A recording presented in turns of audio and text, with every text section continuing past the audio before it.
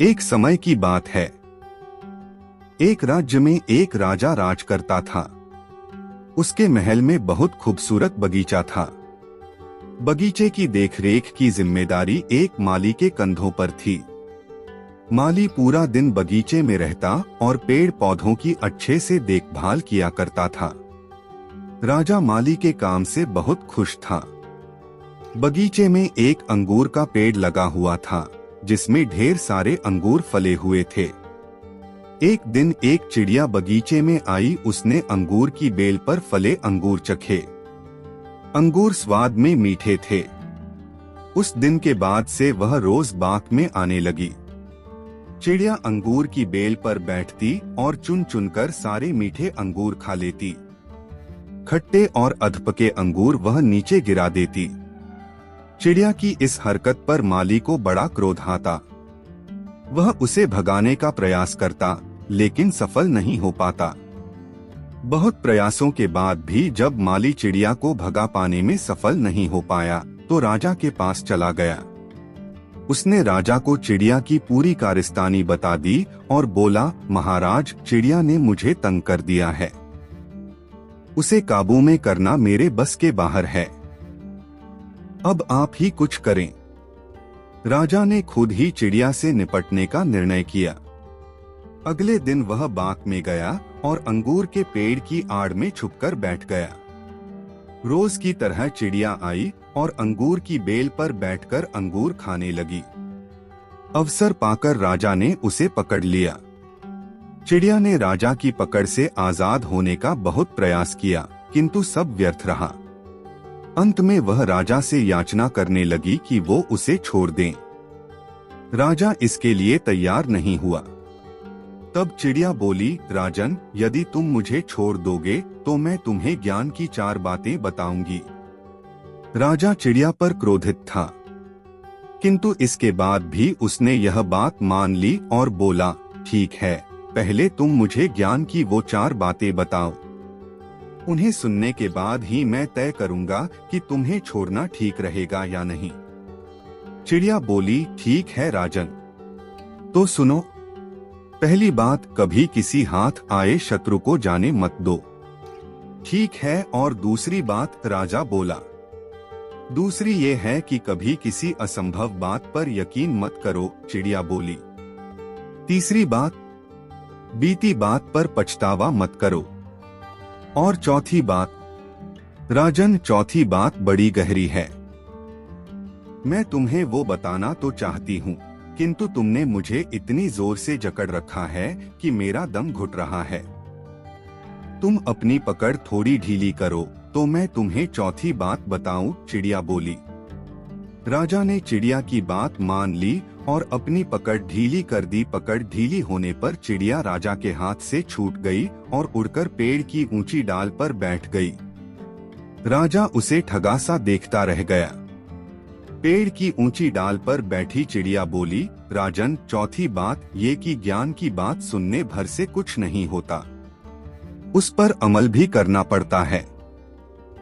अभी कुछ देर पहले मैंने तुम्हें ज्ञान की 3 बातें बताई, जिन्हें सुनकर भी आपने उन्हें अनसुना कर दिया। पहली बात मैंने आपसे ये कही थी कि हाथ में आए शत्रु को कभी मत छोड़ना, लेकिन आपने अपने हाथ में आए शत्रु अर्थात मुझे छोड़ दिया। दूसरी बात ये थी कि असंभव बात पर यकीन मत करें, लेकिन जब मैंने कहा कि चौथी बात बड़ी गहरी है तो आप मेरी बातों में आ गए। तीसरी बात मैंने आपको बताई थी कि बीती बात पर पछतावा न करें, और देखिए, मेरे आपके चंगुल से छूट जाने पर आप पछता रहे हैं। इतना कहकर चिड़िया वहां से उड़ गई और राजा हाथ मलता रह गया। मात्र ज्ञान अर्जित करने से कोई ज्ञानी नहीं बन जाता। ज्ञानी वो होता है जो अर्जित ज्ञान पर अमल करता है। जीवन में जो बीत गया उस पर हमारा कोई नियंत्रण नहीं, किंतु वर्तमान हमारे हाथों में है। आज का वर्तमान कल के भविष्य का निर्माण करेगा। इसलिए वर्तमान में रहकर कर्म करें और अपना भविष्य बनाएं। एक दिन की बात है। दो मित्र सोहन और मोहन अपने गांव के मंदिर की सीढ़ियों पर बैठकर बातें कर रहे थे। इतने में एक तीसरा व्यक्ति जतिन उनके पास आया और उनकी बातों में शामिल हो गया। तीनों दिन भर दुनिया जहां की बातें करते रहे। कब दिन ढला कब शाम हुई, बातों बातों में उन्हें पता ही नहीं चला। शाम को तीनों को भूख लग आई। सोहन और मोहन के पास क्रमशः 3 और 5 रोटियां थीं, लेकिन जतिन के पास खाने के लिए कुछ भी नहीं था। सोहन और मोहन ने तय किया कि वे अपने पास की रोटियों को आपस में बांटकर खा लेंगे। जतिन उनकी बात सुनकर प्रसन्न हो गया, लेकिन समस्या यह खड़ी हो गई है कि कुल 8 रोटियों को तीनों में बराबर बराबर कैसे बांटा जाए।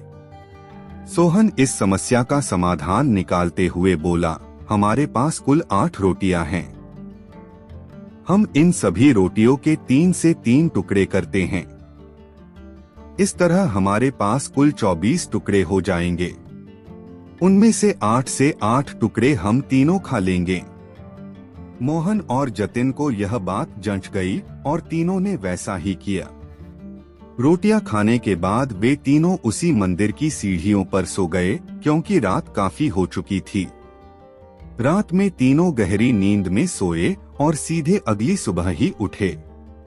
सुबह जतिन ने सोहन और मोहन से विदा ली और बोला, मित्रों, कल तुम दोनों ने अपनी रोटियों में से तोड़कर मुझे जो टुकड़े दिए, उसकी वजह से मेरी भूख मिट पाई। इसके लिए मैं तुम दोनों का बहुत आभारी हूँ। यह आभार तो मैं कभी चुका नहीं पाऊंगा, लेकिन फिर भी उपहार स्वरूप मैं तुम दोनों को सोने की ये 8 गिन्नियां देना चाहता हूँ। यह कहकर उसने सोने की 8 गिन्नियां उन्हें दे दी और विदा लेकर चला गया। सोने की गिन्नियां पाकर सोहन और मोहन बहुत खुश हुए। उन्हें हाथ में लेकर सोहन मोहन से बोला, आओ मित्र, ये 8 गिन्नियां आधी आधी बांट लें। तुम 4 गिन्नी लो और 4 गिन्नी मैं लेता हूँ। लेकिन मोहन ने ऐसा करने से इनकार कर दिया। वह बोला, ऐसे कैसे, तुम्हारी 3 रोटियां थीं और मेरी 5, मेरी रोटियां ज्यादा थीं, इसलिए मुझे ज्यादा गिन्नियां मिलनी चाहिए। तुम 3 गिन्नी लो और मैं 5 लेता हूँ। इस बात पर दोनों में बहस छिड़ गई।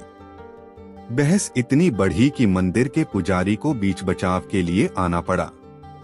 पूछने पर दोनों ने एक दिन पहले का किस्सा और सोने की गिन्नियों की बात पुजारी जी को बता दी। साथ ही उनसे निवेदन किया कि वे ही कोई निर्णय करें। वे जो भी निर्णय करेंगे उन्हें स्वीकार होगा। यूं तो पुजारी जी को मोहन की बात ठीक लगी, लेकिन वे निर्णय में कोई गलती नहीं करना चाहते थे। इसलिए बोले, अभी तुम दोनों ये गिन्नियां मेरे पास छोड़ जाओ।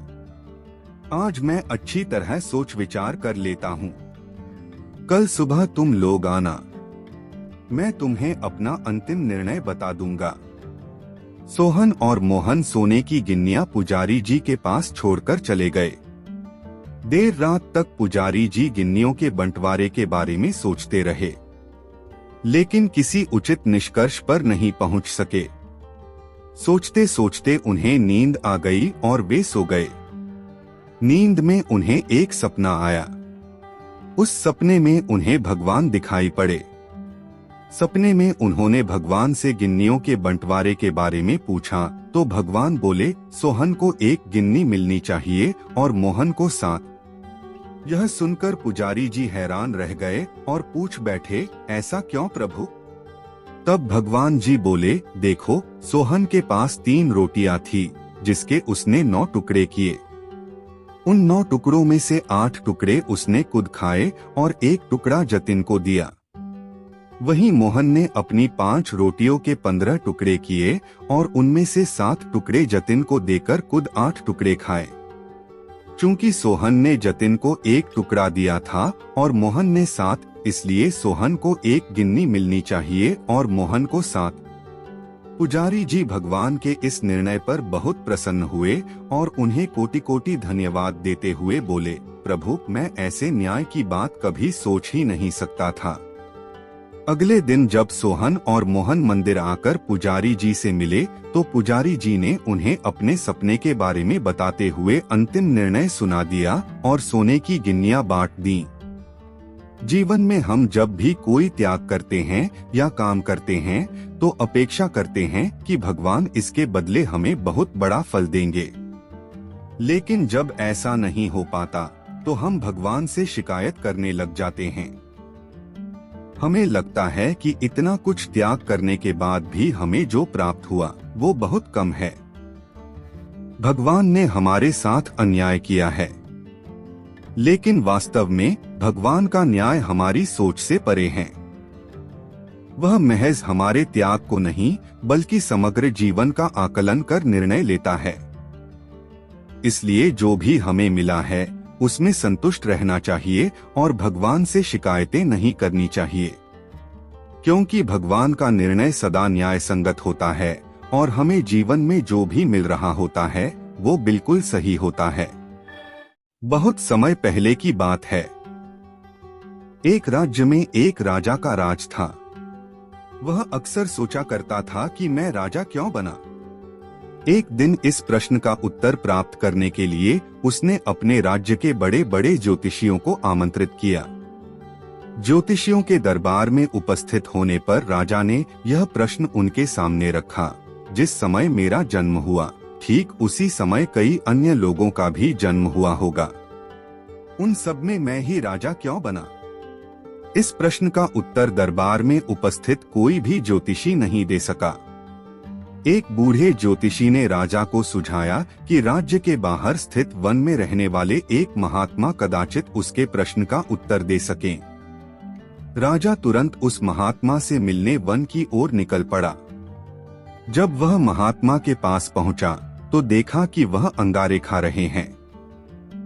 राजा घोर आश्चर्य में पड़ गया, किंतु उस समय राजा की प्राथमिकता अपने प्रश्न का उत्तर प्राप्त करना था।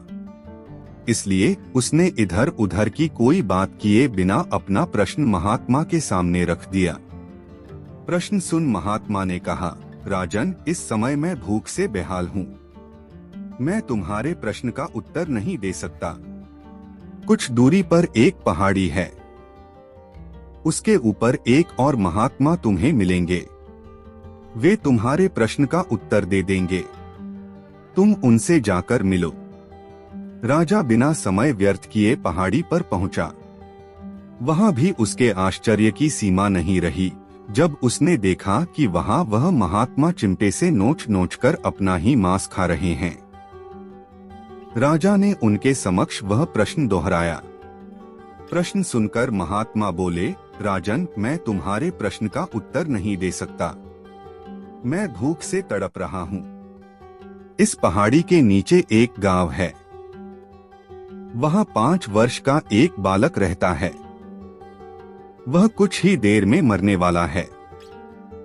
तुम उसकी मृत्यु पूर्व उससे अपने प्रश्न का उत्तर प्राप्त कर लो।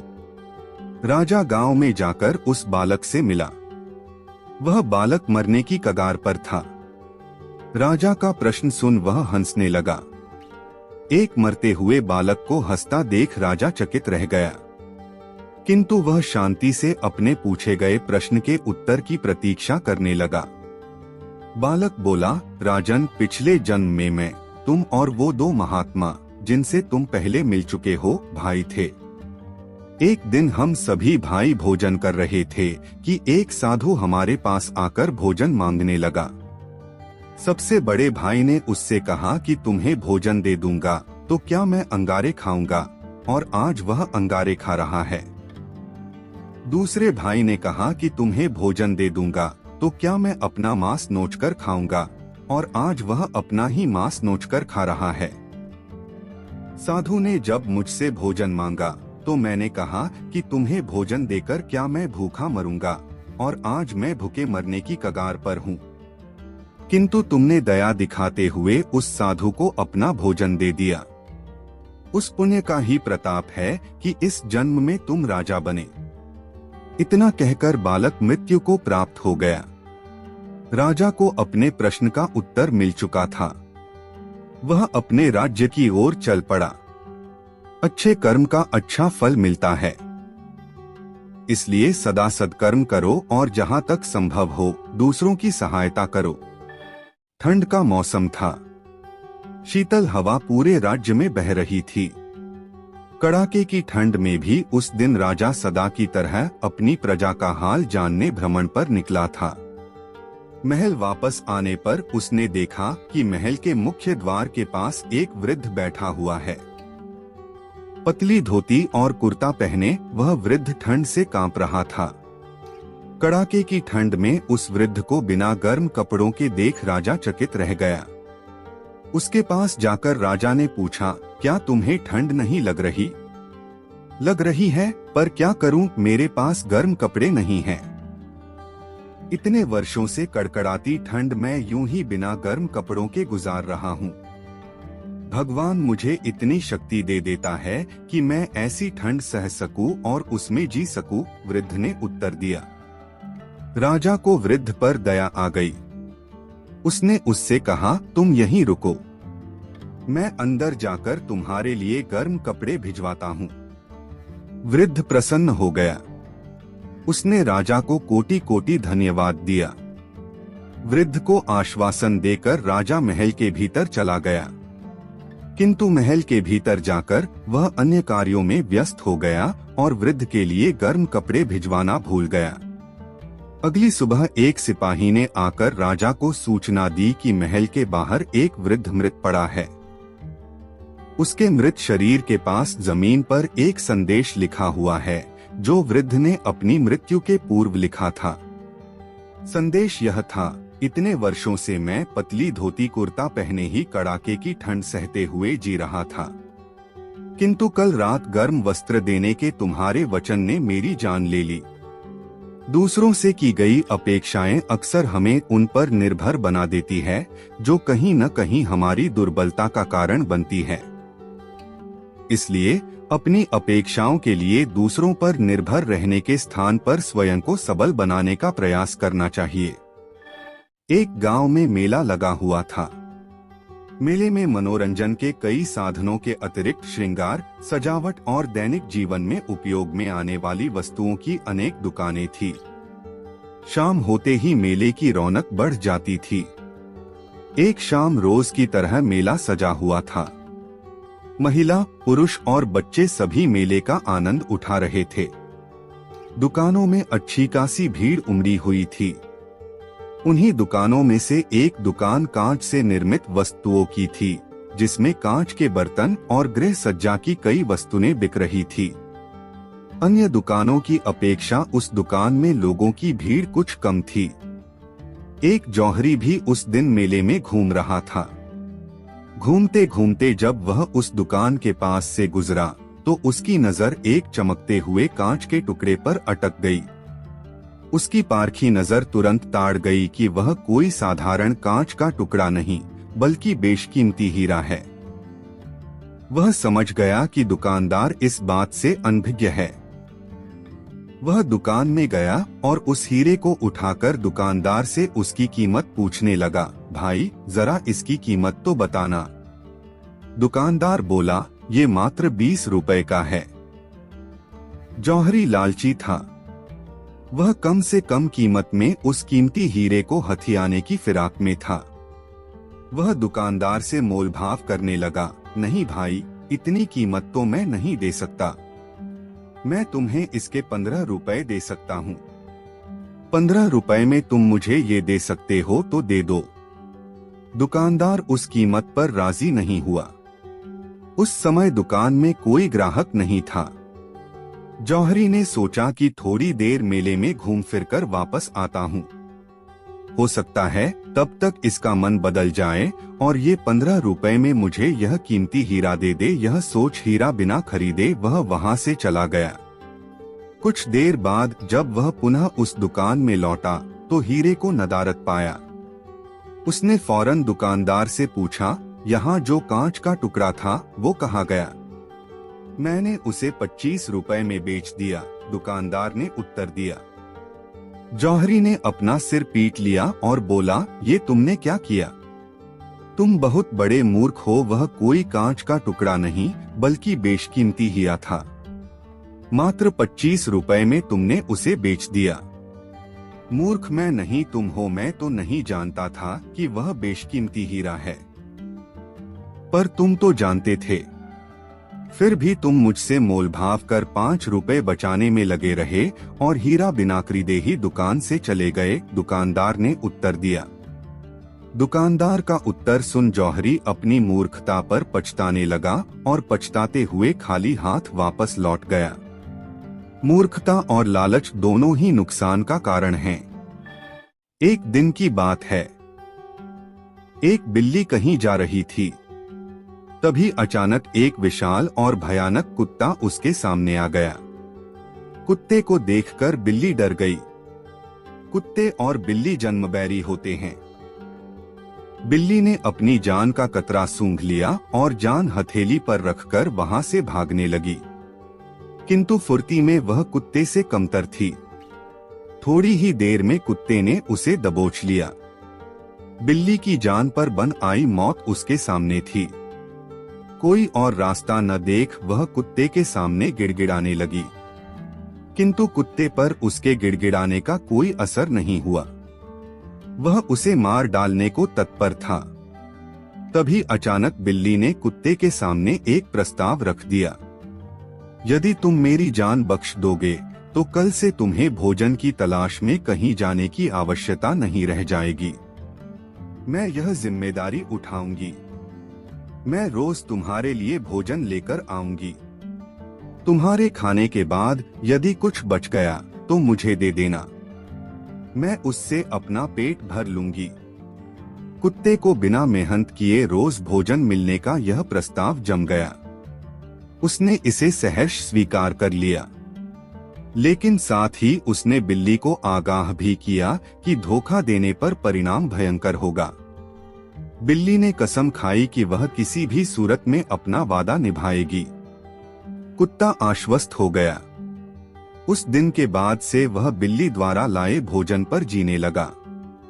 उसे भोजन की तलाश में कहीं जाने की आवश्यकता नहीं रह गई। वह दिन भर अपने डेरे पर लेटा रहता और बिल्ली की प्रतीक्षा करता।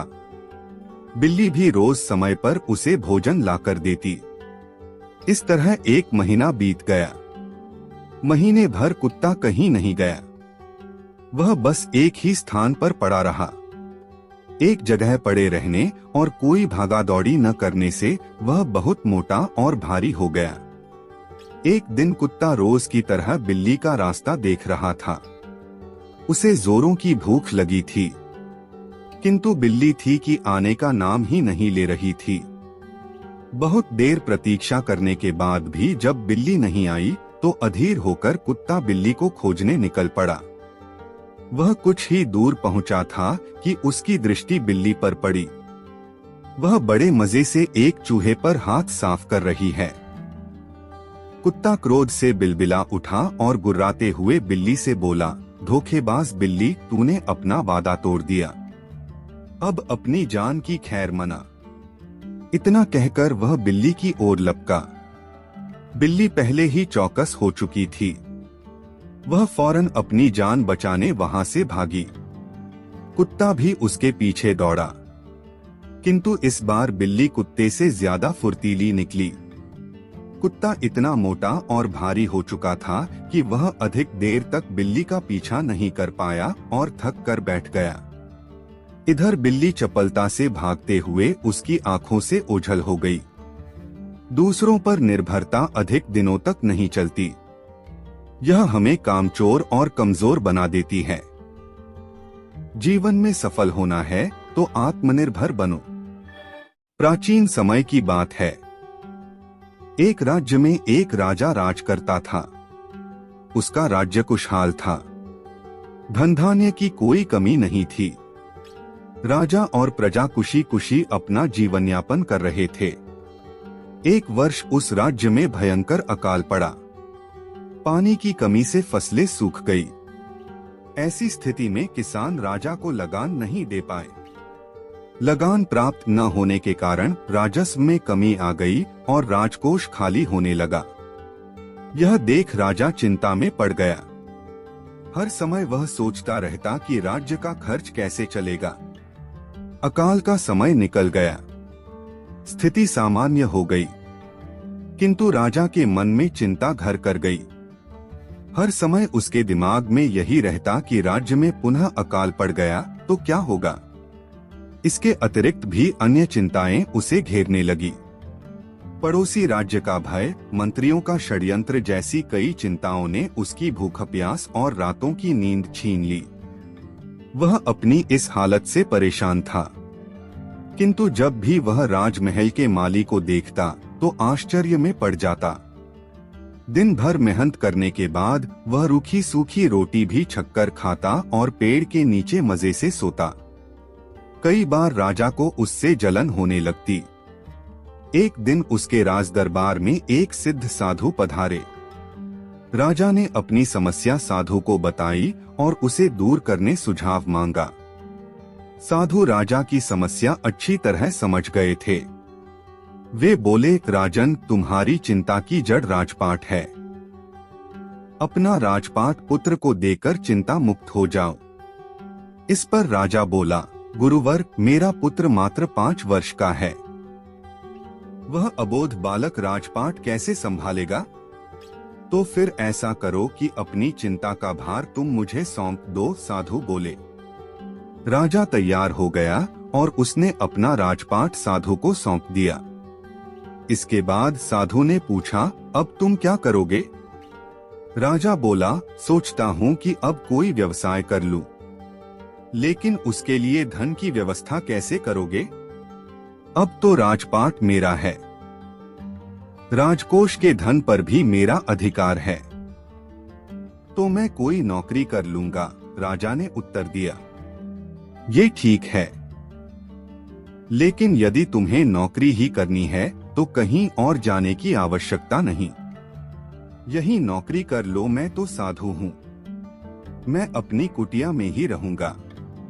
राजमहल में ही रहकर मेरी ओर से तुम ये राजपाट संभालना। राजा ने साधु की बात मान ली और साधु की नौकरी करते हुए राजपाट संभालने लगा। साधु अपनी कुटिया में चले गए। कुछ दिन बाद साधु पुनः राजमहल आए और राजा से भेंट कर पूछा, कहो राजन, अब तुम्हें भूख लगती है या नहीं और तुम्हारी नींद का क्या हाल है? गुरुवर, अब तो मैं खूब खाता हूँ और गहरी नींद सोता हूँ। पहले भी मैं राजपाट का कार्य करता था, अब भी करता हूँ। फिर ये परिवर्तन कैसे, ये मेरी समझ के बाहर है। राजा ने अपनी स्थिति बताते हुए प्रश्न भी पूछ लिया। साधु मुस्कुराते हुए बोले, राजन, पहले तुमने काम को बोझ बना लिया था और उस बोझ को हर समय अपने मानस पटल पर ढोया करते थे, किंतु राजपाट मुझे सौंपने के उपरांत तुम समस्त कार्य अपना कर्तव्य समझकर करते हो, इसलिए चिंता मुक्त हो।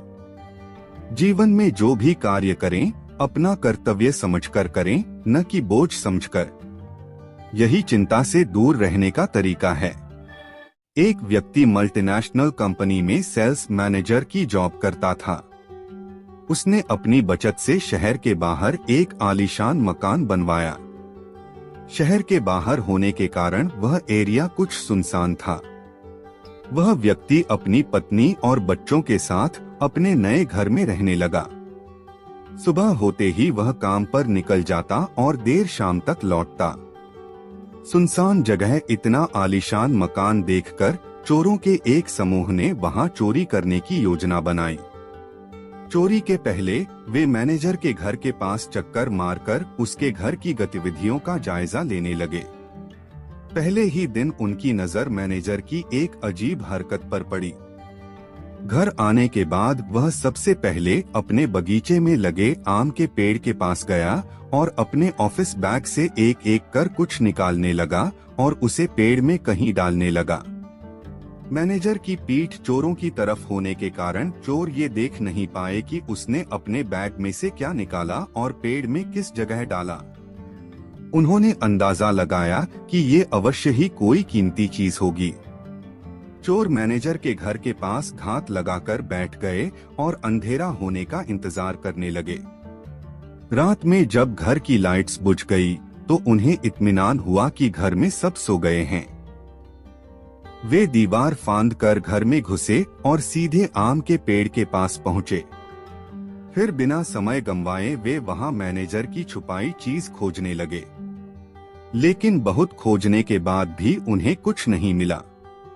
आखिरकार थक हार कर वे वापस लौट गए। अगले दिन वे फिर उस घर के पास छुपकर बैठ गए। मैनेजर जब ऑफिस से वापस आया तो चोरों की नजरें फिर उस पर ही गड़ गई। पिछले दिन की तरह वह सबसे पहले आम के पेड़ के पास गया और बैग से निकालकर उसमें कुछ डालने लगा। फिर वह घर के अंदर चला गया। उस रात घर की लाइट्स बंद हो जाने के बाद फिर से चोर दीवार फांद आम के पेड़ के पास पहुंचे और जी जान से उन चीजों को खोजने में लग गए जो मैनेजर ने वहां छुपाई थी। लेकिन उस दिन भी उन्हें कुछ हासिल नहीं हुआ। कुछ दिन तक वे रोज रात में आम के पेड़ के पास खोजबीन करते रहे, लेकिन उनके हाथ कुछ न लगा। वे परेशान हो गए कि मैनेजर आखिर कैसे उन चीजों को पेड़ में छुपाता है कि हम जैसे शातिर चोर भी उन्हें ढूंढ नहीं पा रहे हैं।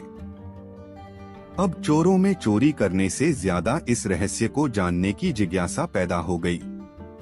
आखिरकार अपनी जिज्ञासा शांत करने रविवार के दिन वे सभी मैनेजर से मिलने उसके घर पहुंचे।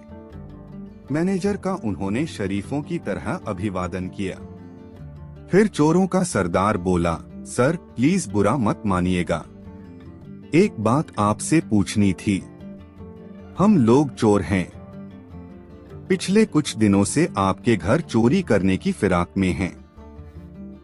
हम रोज देखते हैं कि आप शाम को घर आकर आम के पेड़ में कुछ डालते हैं, लेकिन लाख कोशिशों के बाद भी हम वो चीजें ढूंढ नहीं पाए।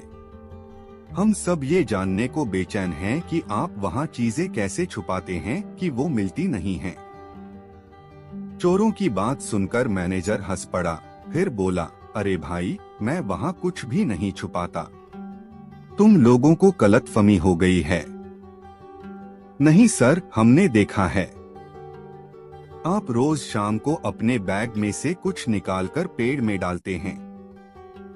आप वहाँ कुछ न कुछ तो छुपाते हैं, चोर एक स्वर में बोले। अब मैनेजर गंभीर हो गया और बोला, मैं एक मल्टीनेशनल कंपनी में सेल्स मैनेजर हूँ। काम का दबाव बहुत अधिक रहता है, जिस कारण तनाव होना लाजमी है। किसी भी हाल में टारगेट पूरा करना ही होता है। इसके लिए रोज किसी न किसी से झिकझिक होती है। कस्टमर के ताने सुनने पड़ते हैं, बॉस की डांट झेलनी पड़ती है। मानसिक तनाव इतना अधिक होता है कि घर आने पर भी नहीं जाता। पहले अक्सर मेरे तनाव को बेवजह मेरे परिवारजन झेलते थे। कुछ देर रुककर मैनेजर आगे बताने लगा, जब मैंने ये नया घर बनवाया तो सोचा कि इस घर का माहौल मैं शांतिपूर्ण रखूंगा। कभी ऑफिस का तनाव घर लेकर नहीं लाऊंगा। इसलिए घर आने के बाद मैं सबसे पहले आम के पेड़ के पास जाता हूँ और अपना पूरा तनाव एक एक कर वहाँ डाल देता हूँ। कमाल की बात यह है कि अगले दिन जब मैं वो उठाने जाता हूँ तब तक आधा तनाव तो गायब हो जाता है। जो थोड़ा बहुत बचता है उसे मैं अपने साथ ले जाता हूँ। लेकिन फिर जब शाम को घर आता हूँ तो तनाव पेड़ के पास छोड़ जाता हूँ। यही पेड़ का रहस्य है। मैनेजर की बात सुनकर चोरों को पेड़ का रहस्य समझ आया। चोरी करने में तो वे सफल नहीं हो सके, लेकिन जीवन की एक बहुत बड़ी सीख उन्हें जरूर मिली। आज के दौर में जिंदगी में सुख सुविधाओं के साधन तो बढ़ते जा रहे हैं और जिंदगी आरामदायक होती जा रही है, लेकिन कहीं न कहीं तनाव भी बढ़ता जा रहा है। अक्सर आपने देखा होगा कि लोग ऑफिस का तनाव अपने घर ले आते हैं। इस तरह वे घर पर भी सुकून से नहीं रह पाते हैं, साथ ही अपने तनाव से परिवारजनों को भी प्रभावित करते हैं। क्या हर समय तनाव का बोझ ढोना आवश्यक है? क्या इस तरह जिंदगी कुछ ज्यादा कठिन नहीं बनती जा रही? तनाव को एकदम से तो समाप्त नहीं किया जा सकता, लेकिन कम से कम घर पर परिवारजनों के साथ होने पर तो तनाव को दूर रखा जा सकता है और उनके साथ खुशनुमा पल बिताए जा सकते हैं। इसलिए जब भी घर आएं, तनाव को बाहर ही छोड़ आएं। शहर की पुरानी बस्ती में ताले चाबी की एक दुकान थी। उस दुकान में ढेर सारे ताले चाबी थे। लोग ताले खरीदने वहां आते। कभी कभी मुख्य चाबी गुम हो जाने पर डुप्लीकेट चाबी बनवाने भी उस दुकान पर आते। उसी दुकान में कोने में एक मजबूत हथौड़ा भी पड़ा हुआ था जो ताला तोड़ने के काम आता था, लेकिन उसका प्रयोग कभी कभार ही होता था। कोने में पड़े पड़े हथौड़ा अक्सर सोचा करता कि मैं इतना मजबूत हूँ, इतना बलशाली हूँ, इसके बाद भी इतने प्रहार झेलता हूँ, तब ही ताले को खोल पाता हूँ। लेकिन चाबी इतनी छोटी होने के बावजूद किसी भी ताले को बड़ी ही आसानी से खोल लेती हैं। ऐसा क्या है इस छोटी सी चाबी में? एक दिन जब दुकान बंद हुई तो उससे रहा ना गया। उसने चाबी से पूछ ही लिया, चाबी बहन, मैं बहुत दिनों से एक बात सोच रहा था, किंतु बहुत सोचने के बाद भी मैं किसी निष्कर्ष पर नहीं पहुंच पाया। क्या तुम मेरे एक सवाल का जवाब देकर मुझे निष्कर्ष तक पहुंचने में मदद कर सकती हो? पूछो भाई, बन पड़ा तो तुम्हारे सवाल का जवाब मैं तुम्हें अवश्य दूंगी, चाबी नम्रता से बोली। बहन, तुम में ऐसी क्या खास बात है कि तुम इतनी छोटी होने पर भी हर प्रकार के ताले, चाहे वह कितना भी मजबूत और जिद्दी क्यों न हो, बड़ी आसानी से खोल लेती हो, जबकि मैं तुमसे बहुत बड़ा, बलशाली और शक्तिशाली होने के बावजूद भी ऐसा नहीं कर पाता। मुझसे ताला खोलने में बहुत मेहनत लगती है और कई बार प्रयास करने के बाद ही ताला टूटता है। चाबी मुस्कुराई और बोली, बहुत ही साधारण सी बात है हथौड़े भाई। तुम ताले पर प्रहार करते हो, इस तरह तुम उस पर बल का प्रयोग करते हो और खोलने के प्रयास में उसे चोट पहुंचाते हो। ऐसे में ताला खुलता नहीं बल्कि टूट जाता है, जबकि मैं बिना बल का प्रयोग किए और ताले को चोट पहुंचाए बगैर उसके अंतर्मन में उतर जाती हूँ। इसीलिए मेरे निवेदन पर ताला तुरंत खुल जाता है। जीवन में कई बार ऐसी परिस्थितियां आती हैं जब हमारे सामने हथौड़ा या चाबी बनने का विकल्प होता है। किसी का दिल जीतना है तो उसे हथौड़ा बनकर जोर जबरदस्ती से नहीं जीता जा सकता, बल्कि चाबी की तरह उसके दिल में उतरकर जीता जाता है। इसी प्रकार किसी से कोई काम करवाना है तो डरा धमकाकर और जबरदस्ती दबाव डालकर भी काम करवाया जा सकता है। लेकिन ऐसे में कार्य के प्रति उत्साह और समर्पण भावना नगण्य रहेगी। यदि किसी के दिल में कार्य के प्रति समर्पण भावना जागृत कर उसे उत्साहित कर कार्य करवाया जाए तो कार्य मन लगाकर और समर्पण से किया जाएगा और ऐसे में कार्य बेहतर होगा और परिणाम भी बेहतर प्राप्त होगा।